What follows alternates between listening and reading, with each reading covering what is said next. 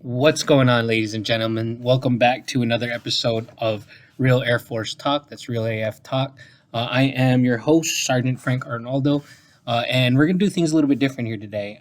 We brought in another guest to have a conversation with you guys all. He is fresh out of his technical school, and I will let him do more explaining about what he did or who he is. So I'm going to pass it off right now. Here, everyone, let's all welcome Airman Elchisak here. All right, hi. So I'm Airman John Elchisak. I'm local from the area, a little village called Clares, Pennsylvania. Only about 200 people in the town. I grew up in the nearby city, Hazleton, has about 30,000 people, and most of my daily activities take place there. So I came in at 17. I was interested in the Air Force. I had a pretty good idea of my future. I knew I wanted to be a firefighter. I knew I wanted to get a college degree, most likely in history, and perhaps become a teacher afterwards. So I looked at the Air Force as a stepping stone, a tool, and just a great activity to help propel me towards that. So so I joined. I got in the delayed entry program when I was 17, and then I shipped out on August 24th of 2021. Then I went to my technical college October 15th. I'm a firefighter, a 3E731. And then I spent about 13 weeks there going through a fire academy. A lot of similar stuff from, I was a volunteer before, a lot of similar stuff, but new techniques from the Department of Defense, and really helped me out, opened my eyes a lot, brought me into a new family. I enjoyed it quite a bit. And I came back here. I immediately got to use my skills, showed all my old companions here, all my new tricks, and then they were impressed. And I can tell you that anything that you do here will translate over into the real world, and it's well worth it. And then I'm well on my way. I already have about 40 college credits towards my associate's degree. So as soon as I get to my next station, I'm going to Osan, South Korea, part of 51st Civil Engineering Squadron. As soon as I go over there, do my on-the-job training, finish my certificates, my certifications, and then work on that degree. So I'm excited for what I'm doing. I love what I do, and I have to say it's just a great part of my life. It was definitely one heck of an introduction that you just gave us there. Most definitely, it's good to hear that you're thriving well, and I'm happy to have you here. I want to bring it back to what you mentioned earlier, how you were saying, a lot that you've learned within your technical school has kind of transition outside in the real world. I remember in the car we were kind of talking about it, but I would love for you to tell your story to the people who are listening as well. What happened in this past week that you've been back here on Recruiters Assistance Program that you're able to use what you learned? So I was a volunteer firefighter for 5 years before I joined. I joined right at 14. Then my deputy chief, he's head of training. He designed the class around me. So my birthday is November 5th. He started that class on November 5th as soon as I turned 14. And I tell you, I've been over a lot of calls, seen a lot of things in my years. But as soon as I got back, showed them my certifications, nationally accredited, so accepted anywhere.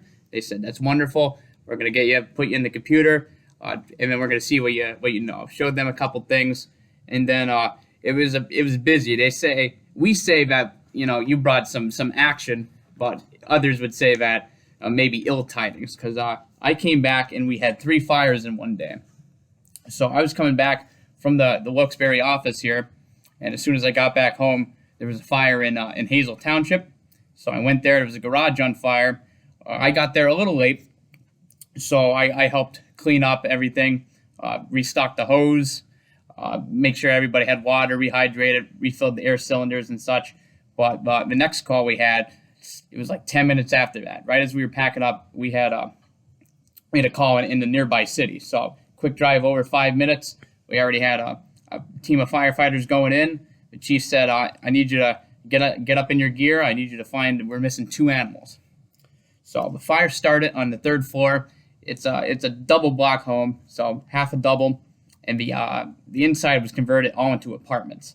So a little illegal. So definitely an interesting challenge that I had to face. But the academy taught me to search every building, the same way, that systematic approach. Made my way to the seat of the fire. It started. There was a company of roofers working on adding shingles to the home. They were using tar, and they misused the tar, and they ended up starting a fire on the roof. And as soon as I made it to the third floor attic, I did a right-hand search pattern. I swept around the top, and 3 feet from the origin of a fire, right where the fire started, I found a pit bull. I'd say pretty young, probably less than 2 years old, frightened, right next to the fire. It was amazing to see it alive. But I managed to scoop it up in my arms, bring it back down, and the family that was there when the chief asked me to search the building, they were waiting down there, tears in their eyes. A little boy, probably I think he was 8 years old.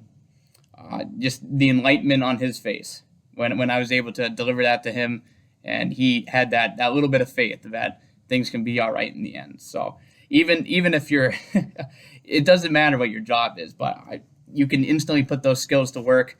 And then I know that without that training, without that confidence that the Air Force gave me, that I don't know if my actions would be the same that day. So definitely helped me out.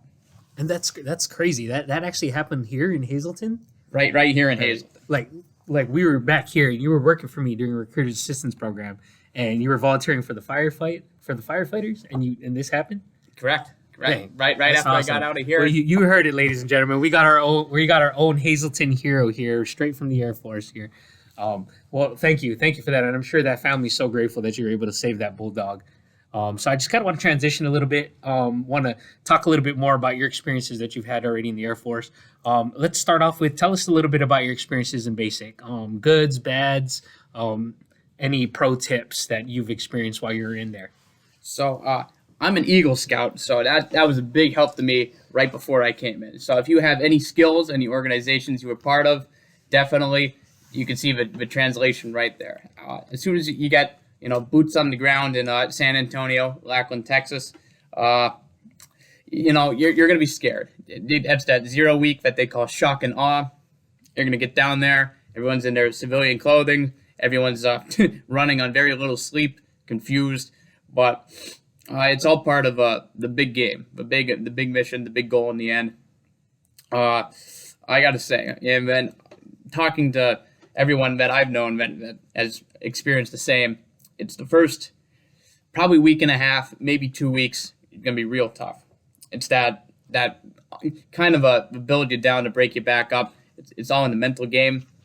Not quite, but it's just the stress, the added stress in the atmosphere. But eventually, you just got to learn to trust your fellow man, your fellow sister next to you, build that trust, and then you'll start working as a team. As soon as you start working as a team, you can get things done a lot better, and that's really the goal. Everything's more efficient, smooth. They say that, let's see. They say slow is steady, and steady is smooth. It definitely occurs in basic training. You need to find leaders. You need to find people you trust. Down there, people have different backgrounds. So maybe they worked on a farm, in a factory, maybe they went to college, but you need leaders. So as an Eagle Scout, after 2 weeks, I had to get vocal. I had to say, this is what we got to do. We got to cut this out. And people listen to me. And then in my 5th week, they voted me to be the Beast Chief. And Beast Week is the basic expeditionary airman skills training. And that's kind of like our deployment week, you can call it. That's where we go out, do some field exercises. We do the weapons training, the maintenance for shooting. We do seaburn, the chemical, the biological, the radiation, the nuclear, all chemical stuff in the suits. We work on that. And then they have the gas chamber and the obstacle course. Basically, this entire week of physicality, they said that I want Amn Elchisak to be the leader of this. So, don't be afraid. Somebody's got to step up. If you have those characteristics, I definitely say go for it, and you're going to be a better person for it for sure. So I know you were in that leadership. You mentioned you were in that leadership role. Did you start off was that your primary job when you first got to basic, or did you have other jobs to do? So yeah, there's definitely a litany of jobs. Everybody there is going to be assigned something. So whether you're going to be helping with the laundry, you're going to be adjusting the beds, We like uniformity. We like everything to be just right. So what did you do though? What was your job before you got chosen to be a leader? So I was on hallway duty. So I was made sure that all the hallways were swept clean and the glass was crystal clear.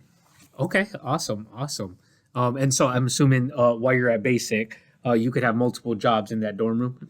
Oh, absolutely. I mean, everybody can step in anywhere. You don't have to, just because you're assigned one thing doesn't mean that you should be solely responsible for that one thing. You might slack one day through whatever reason, maybe you're tired. You have to rely on your buddy next to you, your wingman. And as you come together, step into any role, any job that you might have to. Definitely. Although I was assigned that one position, I did my fair share here and there just to help the team. Awesome. No, that's awesome. You really sound like a real team player. I think you're gonna do great, especially as a firefighter.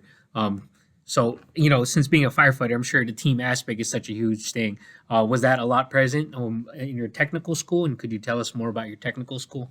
Absolutely. So, technical school, it was 13 weeks, and I tell you, you definitely needed to bear down, and you needed that same trust that you developed in basic training. So, coming from being a volunteer firefighter, we call it one big family. We call it one team, one family, the brotherhood, the sisterhood, however you want to call it. But as soon as you got there, similar, first couple of days, you're getting to know everybody, but everyone has the mission in mind, and everybody definitely understands that, hey, we gotta come together. So, the first couple of days, our class, we start learning medical terms, and we're certified to be emergency medical responders, a step below EMT. So you get a lot of book work, and you have to be hands-on. You got to be ready real quick. So we helped each other study those first 10 days of the work week days, so Monday through Friday, 2 weeks. And after that, as soon as you get your gear on, you start working on what we call bunker drills, donning and doffing your gear, being quick, being fast, being efficient. Everyone's giving each other tips. Everyone's coming together. Hey, if you put your gloves on before you put your helmet on, I find that it's easier to cut off 5 seconds here. And then just little things like that, and then it goes a long way. And then by the end of it, our last block, it was broken up into academic blocks. Our last block, everybody knows each other's tendencies. But maybe one guy, maybe he's a little aggressive. The other guy, maybe he takes it a little easier. This guy's stronger. This guy's a little short. So, I mean, you have to look at that, and then you're able to balance it out and able to come together, whether it's 60-40, 50-50, to make that 100%. No, that's awesome. That's really awesome. On a team aspect, that sounds amazing. But in your technical school also, did you actually have time to have fun? Have fun as well, kind of enjoy the area versus how you were in basic? Absolutely, especially towards I'd say halfway through in the latter half, once you get into, you find your groove, your routine. I know a lot of guys, we get up at 4 in the morning, we went to breakfast, went to the academy at 5:25 after our formation in the morning, where everyone's accounted for. And then we get out at about 1500, do our PT, takes until about 1600. But even still, guys would go to the gym, they'd go out to eat, they'd go out on the town for probably 2 hours, get back, study a little bit, and still able to get 7-8 hours of sleep and able to do it again. And our area was beautiful. As soon as you're given the privilege, it's definitely, you can get out and enjoy things. Awesome. And where was your tech school taking place again?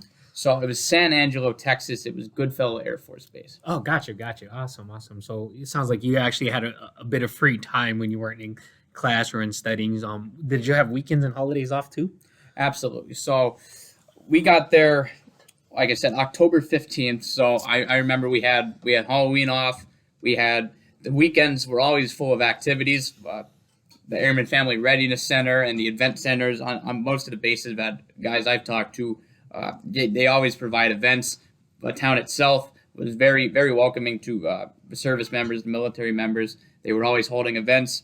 So the weekends were definitely full. And then we had our 3-day weekends and even 4-day weekends for our family days. And you were able to definitely relax, unwind, and you can take the next upcoming weeks a little harder. But yeah, the Air Force definitely gives you time to relax and refocus. No, that's awesome. I'm glad you had a lot of time, a lot of free time to kind of unwind and, kind of figure stuff out and get your mental break down. Um, so obviously you've been back here on recruiter assistance program for about 2 weeks now. So that's free paid leave, right? Correct. So I guess what we all wanted to know is after this ends with you here, where are you going next?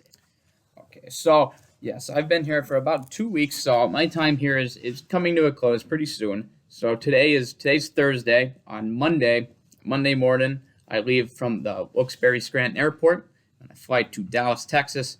And then the Air Force is going to take me from Dallas, Texas to Seattle, Washington. And then from there, I'm on my way to Osan, South Korea. So I'm most likely going to have to make a stop in Japan on the way over. Awesome. Are you excited to go to Korea? Absolutely. I've only heard good things from my instructors, from yourself. It's just, I'm excited. Mm-hmm. I mean, everyone talks about being able to travel in the Air Force, and I can't say that I know many people that have been to Asia, so I'm thrilled. Definitely. Have you looked into it? Have you seen or kind of looked into the language a little bit or anything that you're excited to specifically see? Absolutely. So before I went over there, when I got my assignment, I had a sponsor, a person on the base contact me, and then I asked them a bunch of questions, about my job field, about the base itself, about the activities, and then he set me up with a bunch of programs. There's apps over there for transportation, for learning the language. I took a cultural assimilation class, learned about the culture. So I've been looking into it, and I'm excited. That's awesome, and we're definitely excited for you here to go ahead and experience that. We'll definitely still be in touch, but before then, all right, I'm gonna cut it here. I just want to thank everybody for listening. I want to thank Amn Elchisak for coming down all this way here to help me out as his recruiter, as well as being on Real AF Talk today. Thanks, guys, and if you keep listening, eventually we'll have some specials here. Once we get everything set up and running, we'll do some streams and some podcasts. But would you have anything last you want to say, Amn Elchisak? I just got to say, no matter what you do, just have a plan, think about it, think things through, and execute them with rigor. But thank you, guys. Take care. I appreciate your time. Thank you, guys. And again, we'll be having more episodes coming up on the YouTube page soon for more gameplay, as well as we'll be hosting more talks and stuff. So send over to our Instagram if you're interested for any kind of interviews of the sort. So thank you for listening.